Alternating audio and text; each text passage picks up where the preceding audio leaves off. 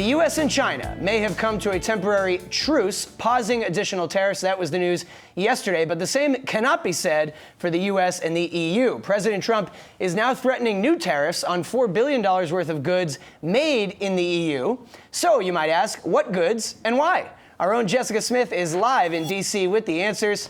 Hi, Jess. What's included here in these threats? Well, first, this trade spat predates President Trump. This is about aircraft subsidies. This dispute goes back about 15 years. But the U.S. trade rep did release this list of new items, about 90 new items that could be hit with tariffs. It includes coffee, meat, cheese, fruits, pasta. So a lot of things on this list, nearly 90 items worth about $4 billion. And this is on top of the list that the U.S. trade rep announced in April of goods worth about $21 billion.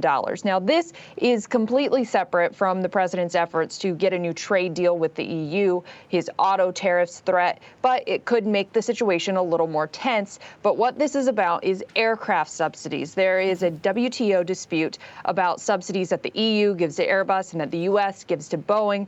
The WTO has ruled against both in the past, but this particular case is about EU's subsidies for Airbus. The WTO says that they have been getting unfair subsidies. So now we're waiting on the WTO to decide how the U.S. can retaliate. And once that decision comes down at some point this summer, we do expect the U.S. to move forward with these tariffs. And the EU has its own case against Boeing pending. So this back and forth continues here. And even though, as I mentioned, this is separate from the president's efforts to get a new trade deal with the EU, it just has to make this situation a little more strained. So just another trade dispute happening here in Washington. Yeah, exactly, Jess. And I'm glad you draw the distinction here that this is about aircraft subsidies. And yet, as you say, it's sort of part and parcel with the larger ongoing story about President Trump. You know, he has said, I'm a tariff man. It reminds me a little bit of all the talk around Huawei